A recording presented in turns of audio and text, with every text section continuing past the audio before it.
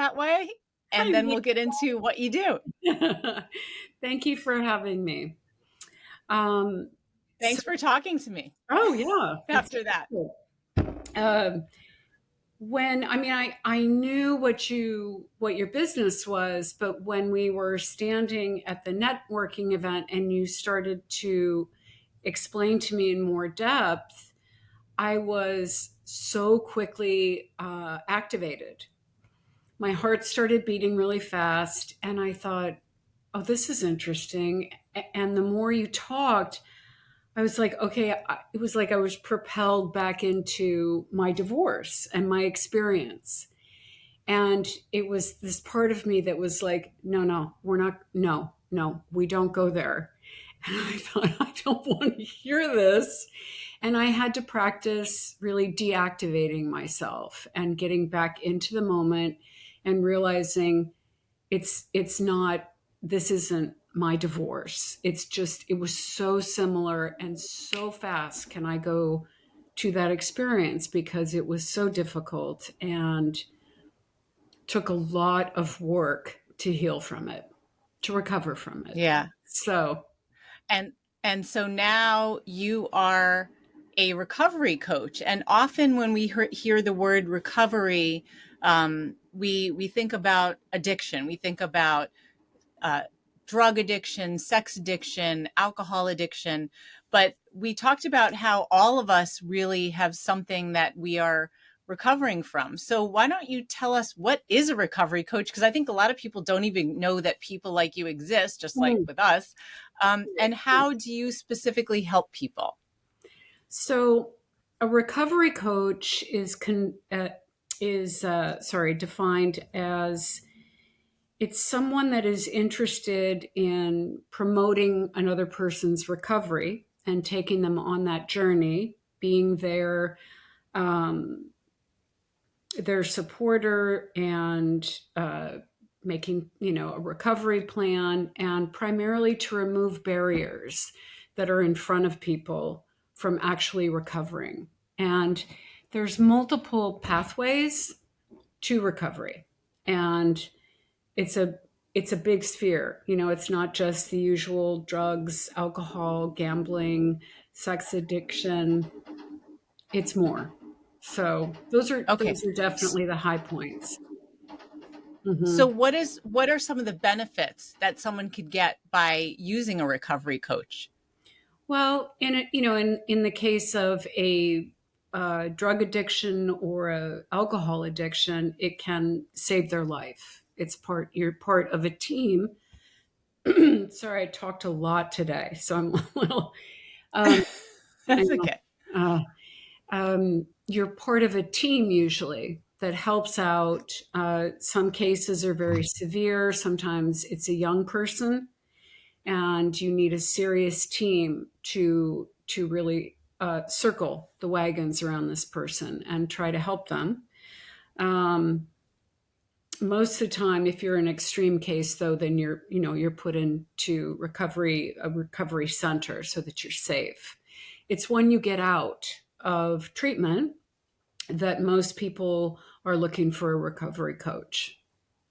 So Now, you mentioned they're looking for it, but I imagine that a lot of people don't feel like they need help with recovery. Do you find that, or do you find that people that find you, they are like, I know I need help, and that's why I found you, versus often being pushed to talk to you? yeah, often it will be presented to them as, here's another component, here's another support system that can help you. So often if it could be recommended to you when you are in treatment, or when you begin to work with an organization outside of treatment.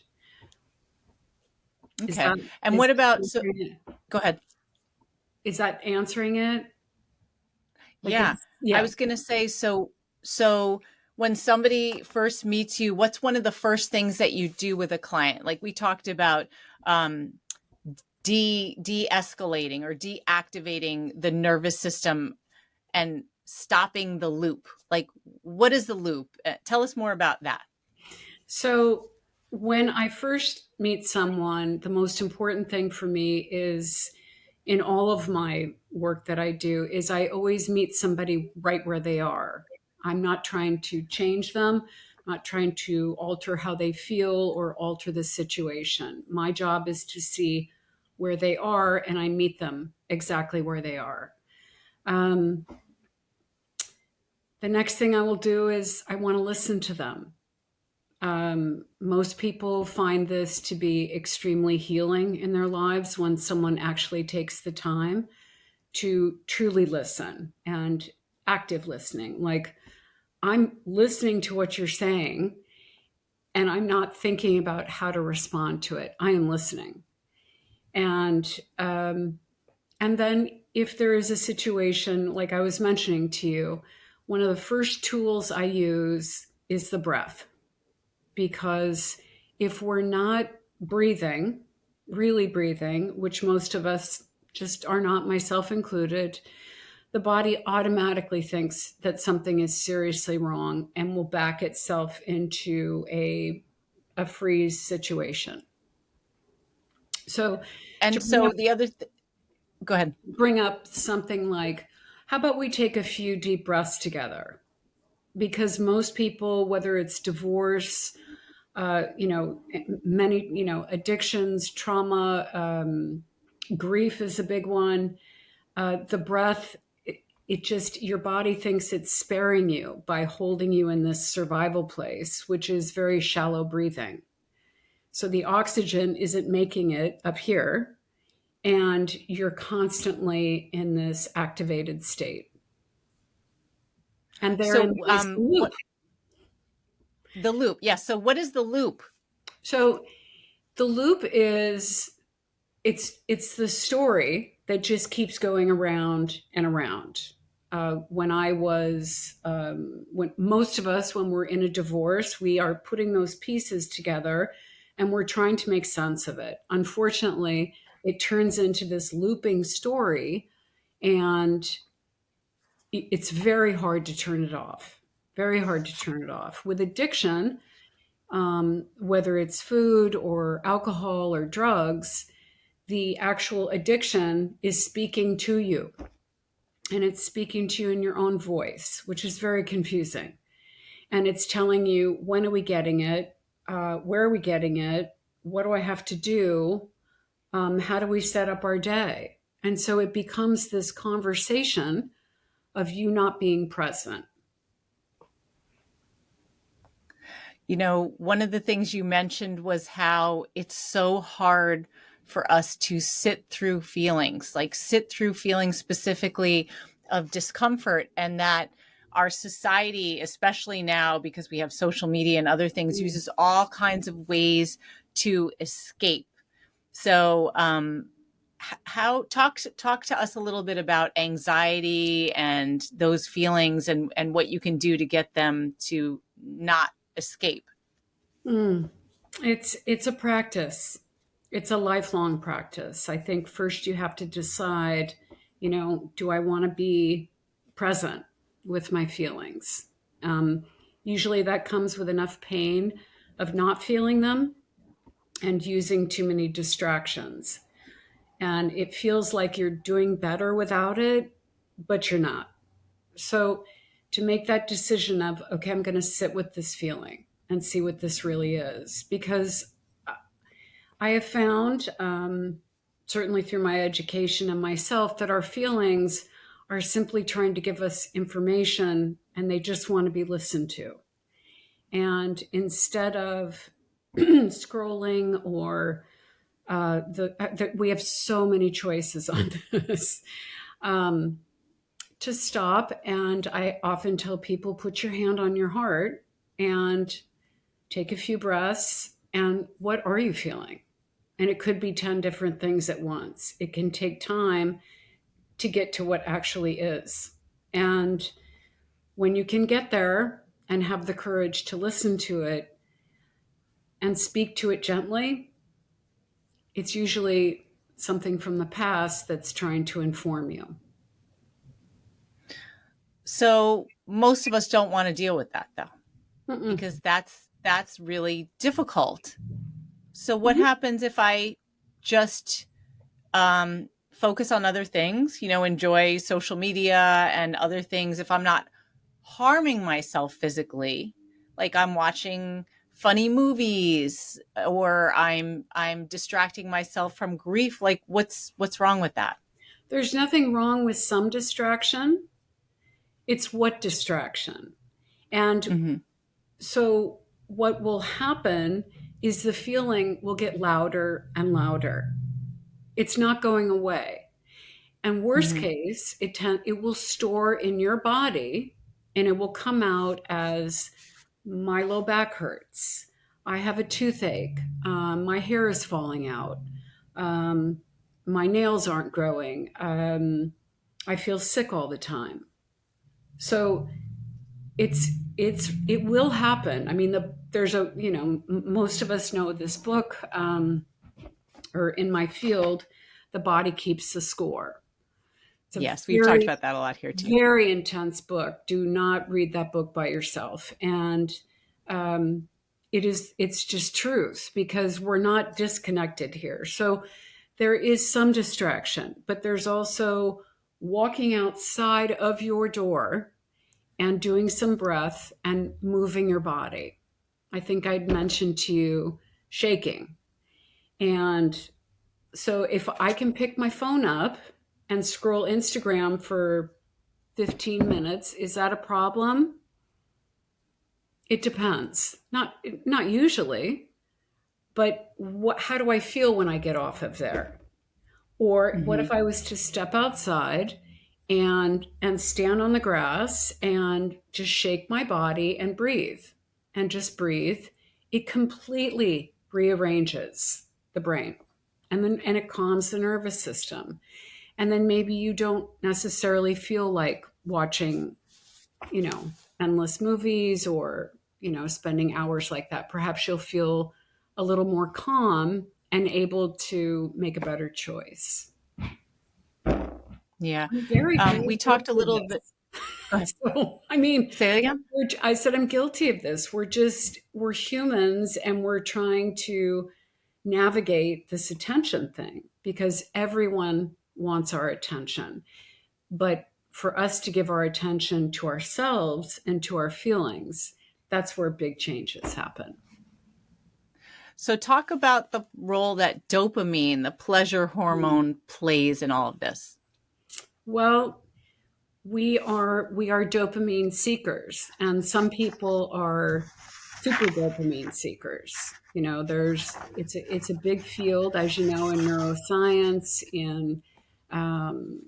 certainly in addiction, and just in general health. So some of the better ways to manage that dopamine are cold water on your face. 1 minute of a cold shower at the end, not freezing, is Oh, evidently, someone told me this the other day, from the Morrison Center, said that 1 minute can upload your dopamine for the entire 24 hours. gosh, it sounds like torture to me because I I like was like, hot showers. Like I don't want. like, okay. I mean, at certain points in my life, I have done it. And I was like, so why are you not doing it now? But what's the problem? Um, hmm, something to look at. Yeah, yeah. Yeah, And that one another I'm thing not. is, I don't know about yeah, that I for know, me. I know. It's really cold water on your face. 30 seconds would be something to work up to. Some people literally put their face in a bowl. Not necessary. You can do a very cold washcloth and just breathe through that. Start with 10 seconds. So there's something about the cold. It shocks the system, but it like uploads all this dopamine. Interesting. I mean, I've heard about cold shocks being used to distract from trauma. Like if someone's going to court, and they know that it's going to be really stressful, that they can drink like really cold water or splash it on their face because then their brain gets distracted for a little bit from like, oh my gosh, I have this because it can't focus on two things at the same time like No, that. no. But Yeah. It's like, where do we want our focus? Because everybody wants our focus. Yeah. Yeah. Yeah. You had said that a lot of times people don't talk to their anxiety, Mm. and that it's really, really scary. How does this work into what you do with people? So if there is a situation where it's, the anxiety is very high, and we have found a lot of that, particularly since the pandemic, a lot of um, anxiety is almost like free floating, and very few people have really dealt with what that situation was for each of us, because it was very traumatic for everybody. So the anxiety is, if you can work into a practice where you can begin to, again, just begin to talk to it. Like, the anxiety is here. Pushing things away makes them come at you harder. So with anxiety, to regulate yourself with some breath, perhaps some movement, and then to feel safe enough to speak to the anxiety, whether it's writing it, asking it, what are you trying to tell me? Is this real? Because anxiety is all about the future. Anxiety is Mm-hmm. what may happen.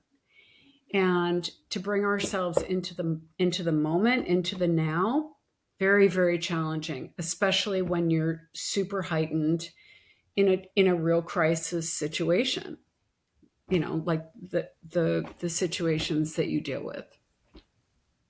Yeah, I mean, you're making me think of the words we use that I do all the time, and our clients also do, is the word we awfulize, or we catastrophize. We what if, like, but what if this happens? But what Mhm. about that? And what if, and it's just like this, oh my gosh, how am I gonna take care of it if this happens? And so we're always like spinning.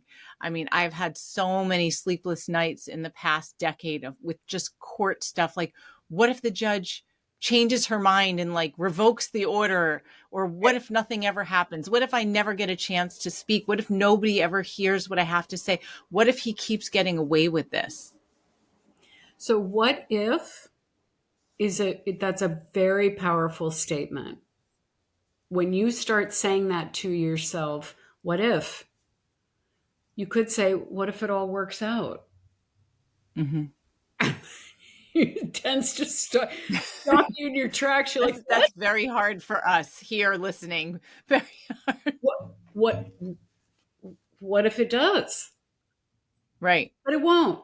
I mean, It does. and that's a good reminder, because for all of that, like in my own personal situation, for all of that catastrophizing, it has worked out.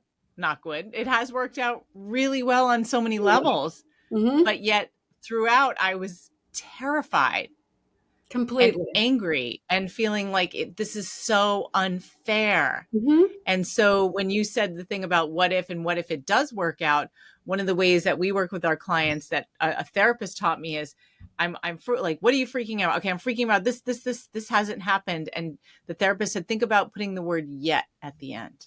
This Mm. hasn't happened yet. So yes, you're freaking out, but there's still that opportunity. It's Yes, not over yet. because we are the only ones that can control our minds.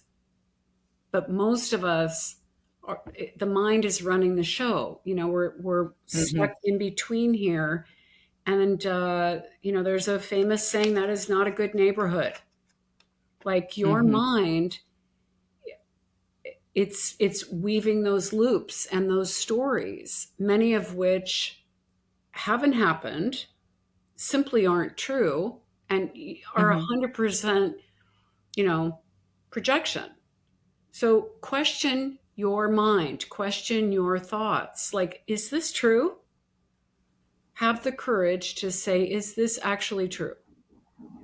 And Yeah, oftentimes I think for the a lot of people answer in is, I our don't know. situation, Yeah, I don't know. yeah, they need somebody else to make. They need help um, questioning the facts and the Absolutely. reality, because often it's another person's voice in their head that they've lived with, as you know, and I Mm-hmm. know, for a long time, and they listen to that other person's voice rather than the facts and the truth. And that makes me think of the line, your feelings are not facts, Mm-hmm.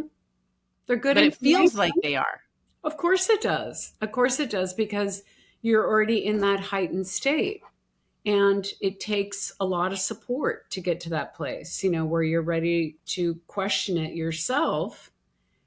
But can you take like a 1 second breath? Can you shut that down for just 1 second, 2 second, 3 second? Question, just say, okay, okay, okay. Like, I walked around and said, okay, a lot, a lot. Interesting. It's like, all right, it's all right, it's all right, it's all right. Mm-hmm. And some days are just like that. But I know, your audience, your clients are just, it's like a fire hose. Yes. But we have support and we ask for help. It's very much a collection of people to help. Yeah. And I know Yeah, that and I feeling. like how it's helping people learn to talk themselves through it.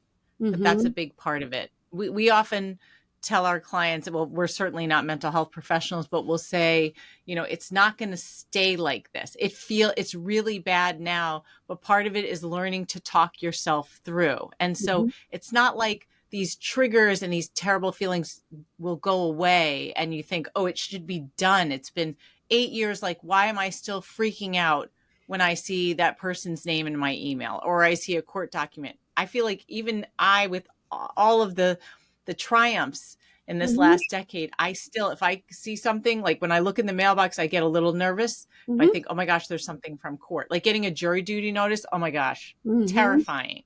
Mm-hmm. Or seeing an email, I just think, oh no, is it going to start all over again? So it doesn't go away, but I can calm myself down a lot faster, when in the Mm-hmm. past it would be a couple of hours and needing to call like 3 people and be like, oh Yes. my gosh, oh my God. And they're like, no, think about it. Think about it. I'm like, I can't. Now it's just like, okay, Mm-hmm. it's okay. It's a So like what you said practice. about talking yourself. Yeah. It's a practice, and it takes that willingness, to stop yourself, to pause, but gently pause. Yeah. I know one thing that you mentioned that you do to help people in the midst of whatever the issue is to have them focus on a time in life in the past that was wonderful. Mm-hmm. Mm-hmm. Why? If you can conjure that visual back up, if you can write about it, if you can conjure it up, let's say it's truly in the moment and you need to bring yourself to a place where you felt strong, you felt centered, and you felt safe and supported. That is something you store, like you put it in your bag and pull it out every single time you need it. Like, let's pull that one back out. It's a tool. It's a very quick tool of, wait a second, I felt like that. I have the ability to be safe. I can get there. I can get there. And sometimes you can add to that. You can pull your children into that picture. You can pull your friends in. Like, we have these gigantic imaginations. And for us to get back to using those, like creating that actual picture of what this would look like. Where are you? What does it look like? What is the weather? I mean, take it away. Use your creativity and then go to that place. Go to that place. That makes me think about building resilience. And I think about Mm. things in particular with my children. Mm-hmm. Um, I awfulize and they awfulize. Like, so I try to help them work through things by saying, okay, I know you're freaking out right now, but let's pull back and look at all of the things that you've made it through. You felt like this before. So for example, my daughter is going to Australia for a semester abroad in a couple of weeks, and she's excited, but she's terrified. And she's probably going to kill me for saying this, but so she's not here though. But she when I said, "What are you so worried about?" She said, "I'm worried. What if I don't make friends?" And I said, "You always make friends. You always do. Let's think about it. When you went away to farm camp when you were really little, you were terrified that you weren't going to feel comfortable and that you'd be really homesick. And you were for a little bit. And then, of course, you made friends. You went to Spain, in high school, and you were really scared about that. And you made friends too. Now you're going away for a semester. Of course, you're going to make friends. You're going to have a great time. Like, think back. It's just that this is part of the process. You know yourself. And you know that you always get scared with these big transitions.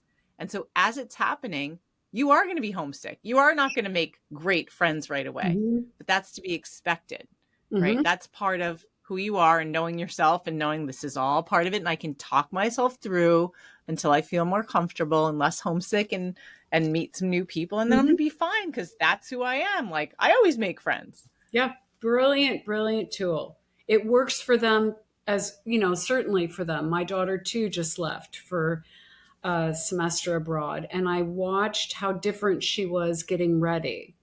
I thought, wow, she's really not herself.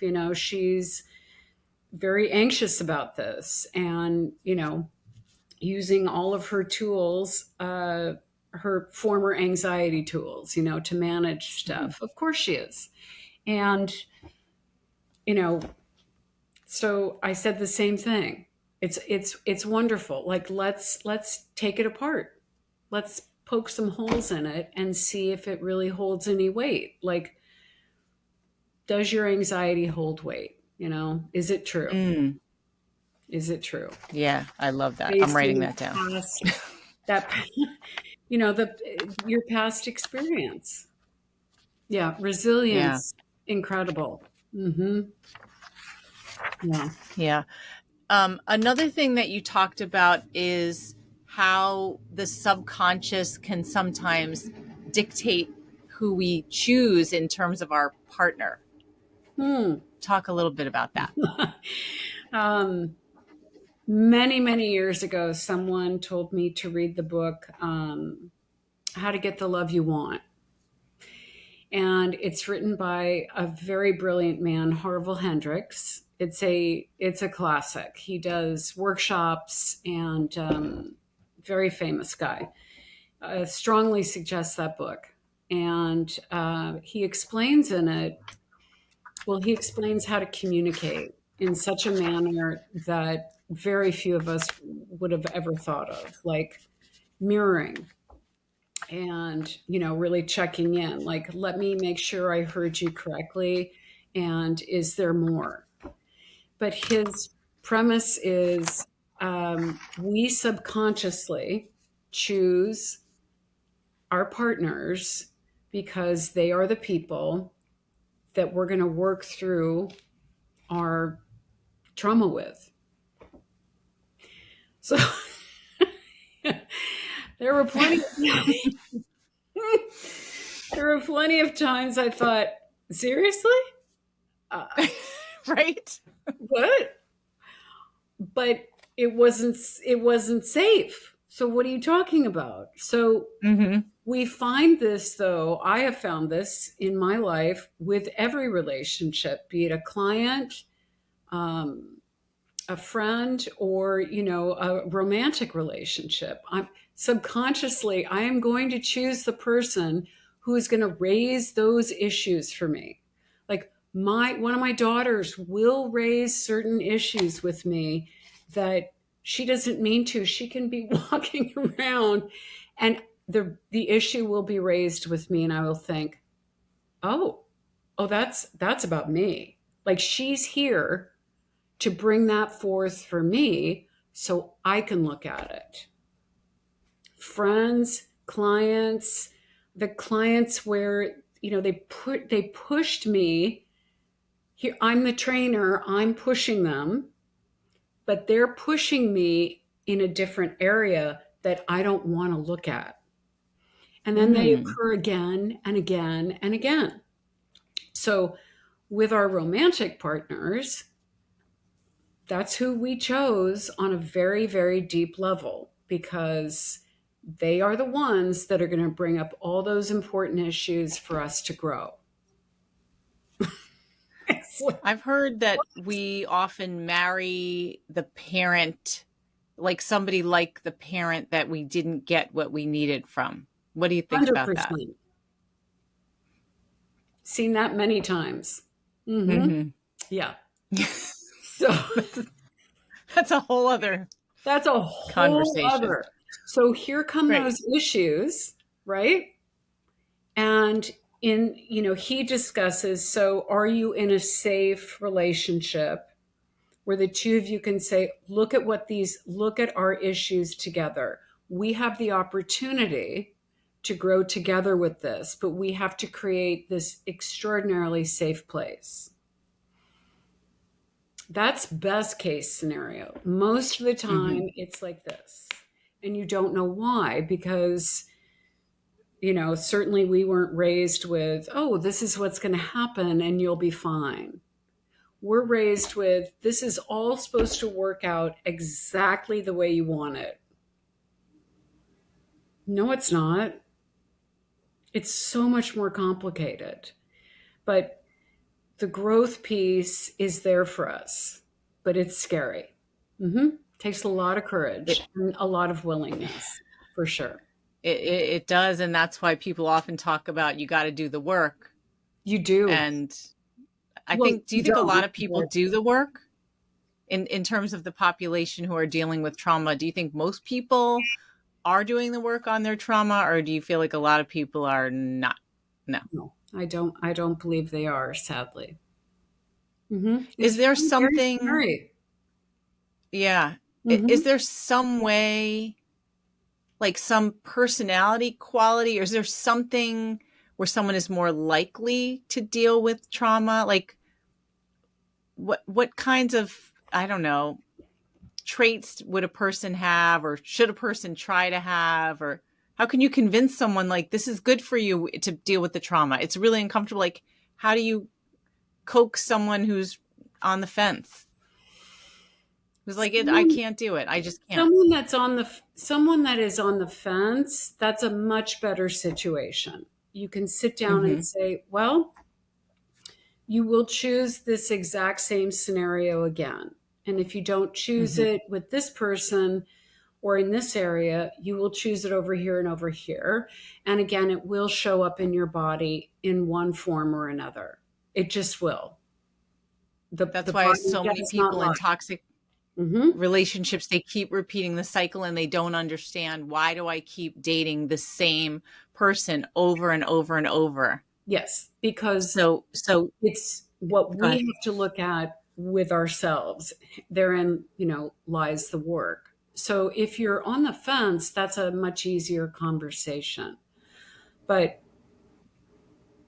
there's stigma around it. Probably there is certainly a lot of fear, and you sort of have to get to a place where you've had enough of your own crap. Mm-hmm. Can you get that honest with yourself and say, I did. I got that honest with myself. I was like, I am not doing this again.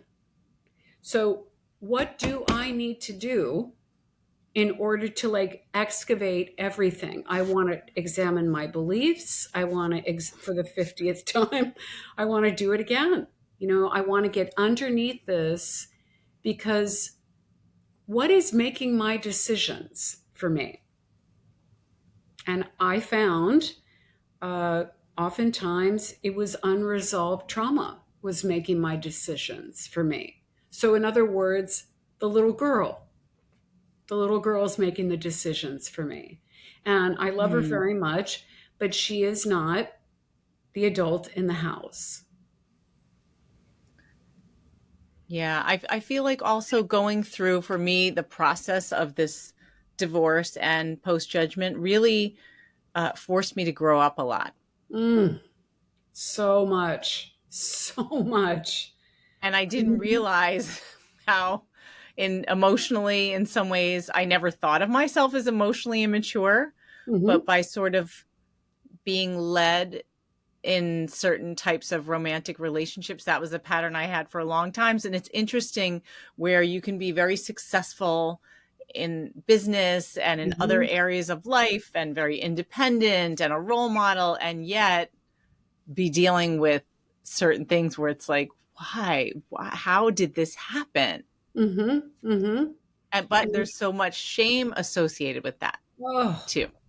so much shame. And shame is, unfortunately, it's a big driver, particularly with women, because we get Mm-hmm. this idea that it's supposed to look a certain way. I mean, men have this idea as well, but I think that shame hits women on a much deeper level. And it's like it's this failure, right? It's this public failure that, I can't keep my marriage together. I remember those exact feelings. The shame was just so far up in me. And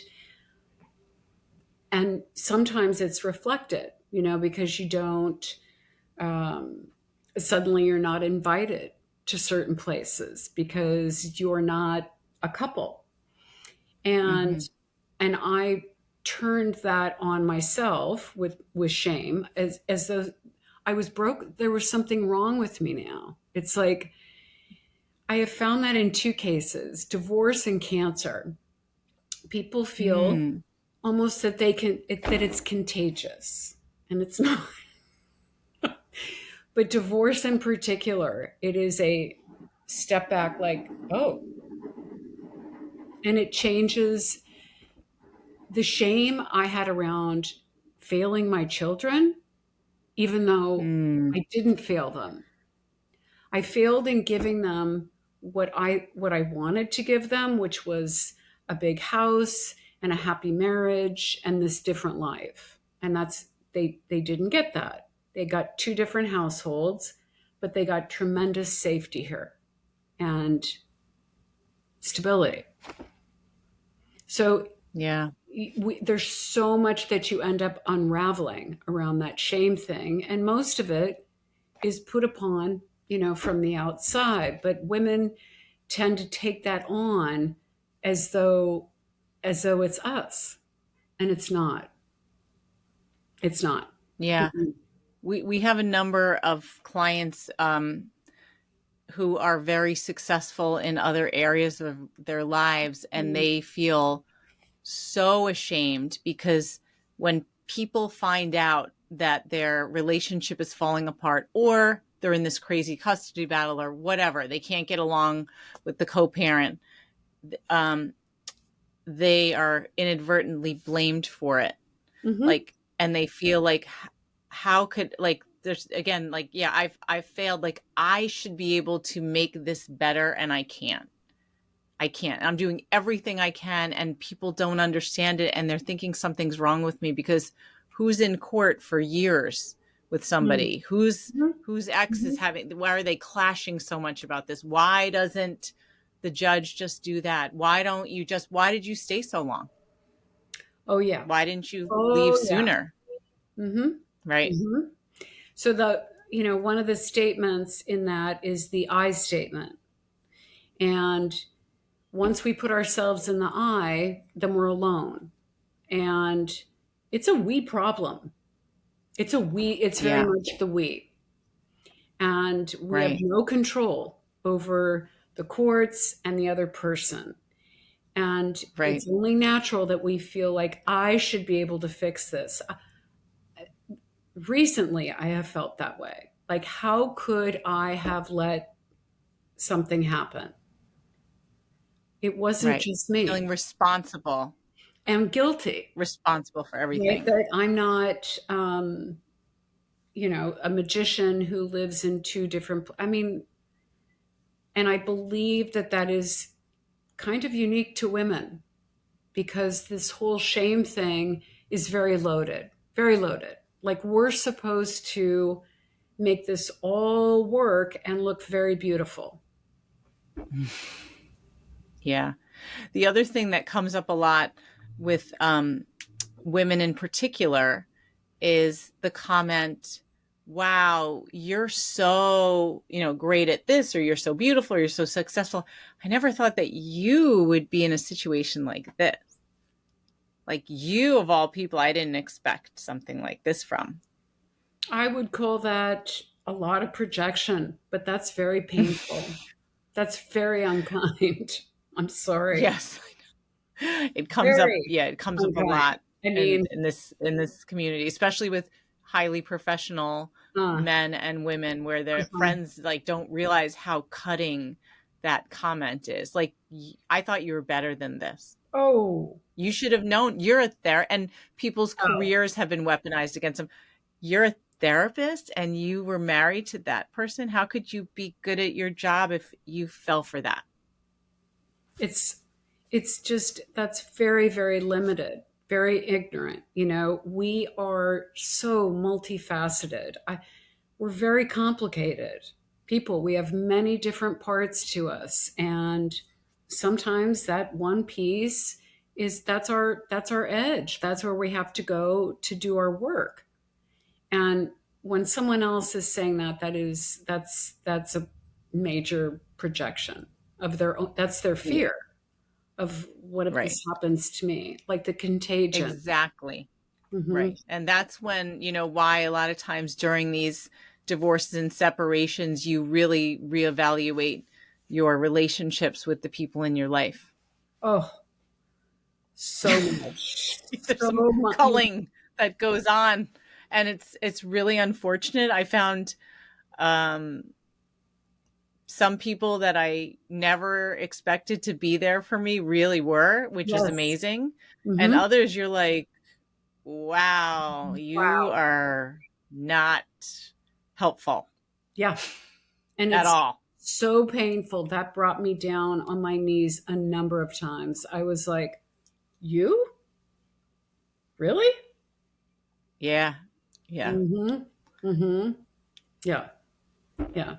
Yeah. And I'm thinking about too, in terms of trauma, sometimes families will say, especially as people are, they have a couple of failed relationships, not always just marriages. They'll be like, you did it again. How could you keep doing this? Why are you doing this?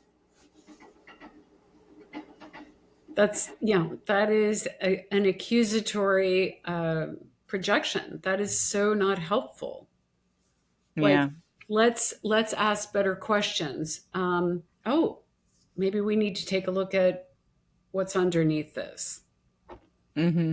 Yeah, I Yeah. know those. It's the statements that come out, uh, very, very hard to forgive or let go of.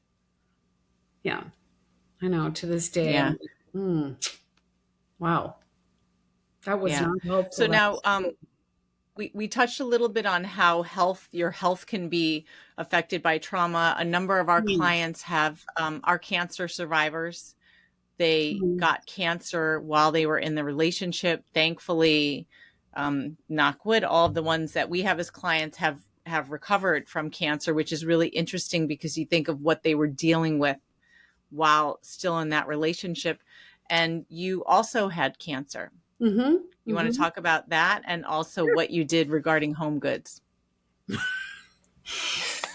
So yes, I got cancer in the middle of the pandemic, February of 22, and I was very, very shocked and put some of that exact wording that you and I were just talking about. I felt that I had failed because I'm a nutrition coach, I'm a trainer, bar, Pilates, this, that, the other thing, recovery coach. And somehow I thought that I wasn't supposed to because I was doing all of this correct. So it came and Mm-hmm. repeated itself for me. Um, I have theories on why it happened for me, and and yes, I said for me because I did choose to really put a spin on it. It was like, to me, that was the universe giving me the hardest stop of my life. It was stop, stop. Here's something you really, really have to look at. Wow. And I did.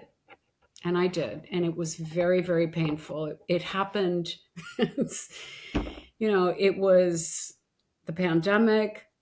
It was not a great time for my kids. Most of us were just like bug-eyed. My business evaporated. It was very, very difficult. And yet it gave me an opportunity to go way under with myself and say, okay, so now what? So now what? How do you want to handle this? And became an empty nester, ended a long-term relationship, and decided to absolutely positively excavate this. And with home goods, so I would go. This was when I knew I was doing some interesting regulating. So I would leave radiation, and it was like my car drove itself to Stanford Home Goods. And I would just place my hands. I have a very close friend who would say, I just love pushing that carriage. And I would place my hands on the carriage and just wander. And I thought, I don't want anything, but something about this is like, it's calming me down.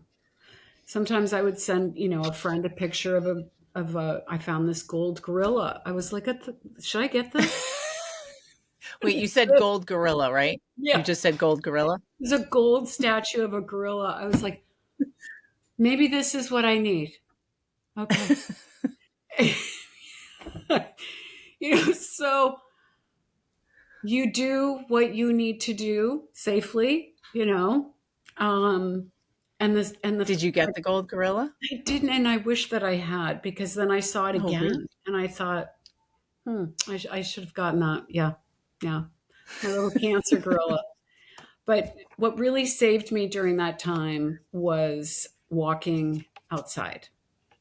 Mm-hmm. And it was hard to walk. It was hard to breathe. It was hard to function, but it was walk around the block and then walk around 2 blocks, and keep going. But so much of it was those feelings that you and I were discussing, that shame. It came up from, I don't know where. I was like, what is this? And people were they were like, you? Yeah. And I sort of took that on like, well, this wasn't supposed to happen to me.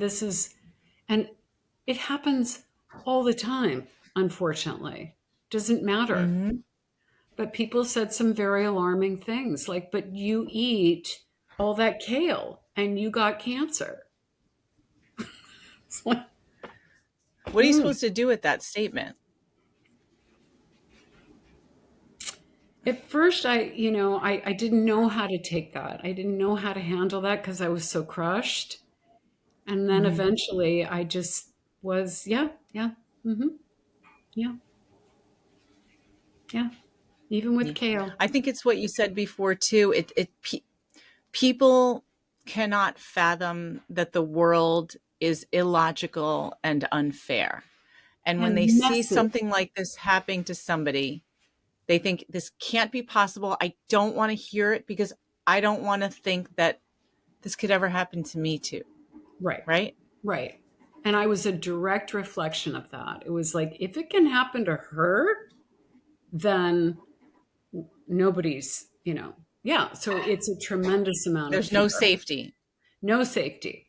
Mm-mm. There's a lot of fear around it. And that we all have to deal with that ourselves, of what is my fear around this?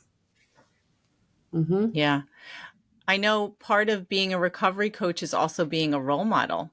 Mm-hmm. So It is. congratulations to you Thank for you. a few things that you've made it through. Yes, thank you. I'm wondering, of course, Maura, we've been talking for almost an hour. Lovely. Yeah. But I'm Love wondering, you talking to you. mentioned a Love couple of talking. ideas that people can do to help themselves. So you talked a little bit about shaking the body. You talked about how for you just walking outside and doing that, and the cold, for me, no cold showers, cold washcloth maybe. But are there any other things that people can do? And then we'll get to hiring a recovery coach, but other things that, off the top of your head that people can do to deal with their trauma immediately, like a Band-Aid. In the immediate, it is you need to stand up and move, and you need to start breathing. If you can get yourself to stand up and change rooms and start breathing, you will immediately change brain chemistry. And then wow. And then you're going to feel like you have a modicum of control. And it's literally moving some sort of muscle. Just move, shake your head, move, and do those big, big breaths. And step outside your door and stare at the sun. Not directly, but yes.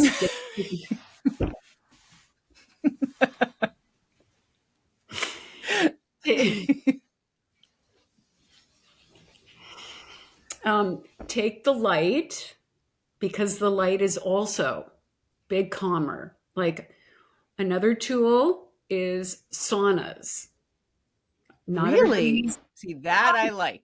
Not everybody has the ability to do this. However, there's lots of different ways. You don't have to buy a sauna. You can actually buy an infrared mat, and you would get down on the mat and just lay there. If you can sit yourself, I've never heard of an infrared mat. Yeah.